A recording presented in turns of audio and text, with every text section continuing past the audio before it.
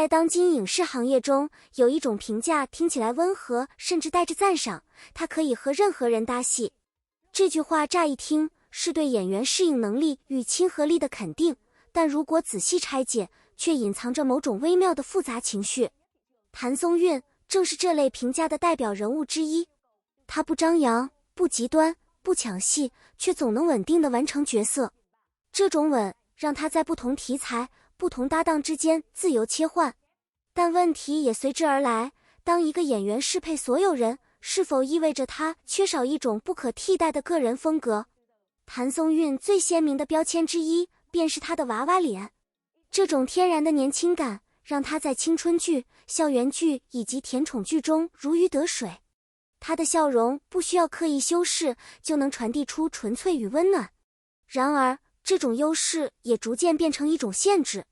当他尝试出演成熟角色，比如职场女性、企业高管，甚至复杂的悲剧人物时，观众的第一反应往往不是角色本身，而是他看起来太年轻了。这种视觉错位让角色的说服力大打折扣。观众无法完全投入剧情，因为外形与角色设定之间存在冲突。于是，娃娃脸变成了一把双刃剑，它既是他的通行证，也是他的天花板。一个演员的成长往往体现在角色的层次变化上，从简单到复杂，从单一情绪到多重心理，这是不可避免的路径。谭松韵显然也意识到了这一点。近年来，他开始尝试更多类型的角色，包括更现实、更沉重的题材。然而，观众的接受度却并不总是理想。问题不在于他是否努力，而在于观众是否愿意重新认识他。当一个演员的形象已经深入人心时，转型就像是打破一面镜子，不仅困难，而且充满风险。与许多追求精致与高冷气质的演员不同，谭松韵一直保持着一种邻家女孩的形象。她不刻意营造距离感，也不依赖华丽包装，而是用自然、亲切的方式与观众建立连接。这种气质让她在日常感强烈的剧情中显得格外真实。观众可以轻易地把她带入生活中的某个朋友、同学或同事。但正是这种真实，也带来了另一个问题：她是否足够耀眼？在需要强烈气场和压迫感的角色中，这种温和的气质反而可能削弱角色的力量。在影视表演中，有一个关键概念：屏幕存在感。它不仅仅是演技，更是一种能够吸引观众注意力的能力。一些观众认为，谭松韵的表演虽然自然，但缺乏那种能够压住画面的力量。它更像是一个让人舒服的存在，而不是一个让人无法忽视的焦点。这种评价并非完全负面，但它确实提出了一个重要问题：在大制作或严肃题材中，观众是否需要更强烈的戏剧张力？百搭这个词在娱乐圈听起来几乎没有任何攻击性，它像是一种温和的赞美，意味着安全、稳定，不会出错。但如果我们把它放在演员的职业发展中仔细审视，就会发现它其实是一种极其复杂，甚至带有隐性天花板的评价。谭松韵之所以被称为百搭型演员，核心原因在于她的表演方式具有极强的包容性。她不会压制对手戏演员，也不会刻意争夺焦点，而是通过细腻的情绪反馈去成就对方。这种能力让她在各种组合中都显得自然流畅，观众不会出戏，也不会感到违和。但问题恰恰也出在这里：当一个演员总是在适应别人，他是否还有空间去主导关系？真正令人难忘的银幕情侣，往往不仅仅是舒服，而是具有张力、冲突，甚至某种危险感。那种让观众心跳加速的化学反应，往往来自不对称，来自碰撞，而不是完全的和谐。谭松韵的 CP 感更多是一种温水型的情感流动，细腻、稳定、真实，但缺乏极端值。观众看完会觉得很好，却不一定会难忘。这就像一首旋律优美却没有高潮的歌曲，听起来舒服，却难以反复回味。因此，百搭既是它的武器，也是它的边界。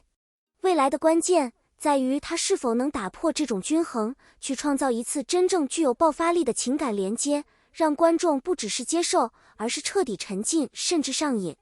在演员的成长路径中，有一道几乎无法回避的分水岭，你是选择成为一个让人安心的演员，还是一个让人惊艳甚至不安的演员？谭松韵显然已经在安全感这一端建立了非常稳固的位置。她的表演自然，节奏舒适，情绪不过度，这让观众在观看时几乎不会产生抵触心理。它像一种情绪缓冲器，可以让剧情变得更易接受。但问题是，观众的审美正在不断升级。如今的观众不仅仅满足于看得舒服，他们更渴望被震撼。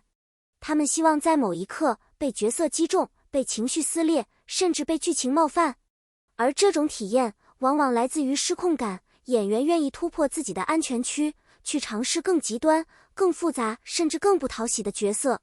谭松韵目前的表演体系更偏向于控制而非释放。她擅长精准地表达情绪，但很少让情绪溢出。这使她的作品具有一致性，却也可能缺少爆点。真正的突破可能不在于她演得更好，而在于她是否愿意演得更危险。比如去挑战带有灰度的角色，去呈现人物的不完美，甚至去让观众产生争议。因为在某种程度上，被讨论本身就是一种更高层级的存在感。当我们回顾谭松韵的职业轨迹，会发现她其实一直在与标签进行一场无声的拉锯战。娃娃脸让她被记住，邻家感让她被喜欢，百搭让她被需要。但这些标签的另一面是他们不断在重复它，定义它，甚至在某种程度上固定它。观众习惯了她的某种样子，于是当她试图改变时，反而会产生不适。这是一种非常微妙的心理机制，人们既希望演员成长，又不希望他们变得太多。但真正的演员不可能永远停留在舒适区，否则他将成为某一类角色的代名词，而不是一个拥有无限可能的创作者。谭松韵目前所做的尝试，调整妆容、改变姿态、选择不同类型的剧本，其实都是在一点点撬动这个固有认知。他并没有激进地推翻自己，而是用一种更温和、更持续的方式去扩展边界。这或许正是他的风格，不剧烈，但坚定。未来他能走多远，取决于两个关键因素：一是他是否能找到一个真正破圈的角色，让观众重新定义他；二是他是否愿意承担转型带来的不确定性与风险。因为只有当一个演员敢于失去一部分观众，他才有可能获得一个全新的自己。而那一刻，他或许不再只是可以和任何人搭档的演员，而是一个让别人必须去适应他的存在。如果你喜欢这样的深度解析内容，欢迎点赞、分享并订阅我们的频道。也请在评论区留下你的看法。你认为百搭型演员是优势还是极限？你最喜欢谭松韵的哪一个角色？我们下期视频再见。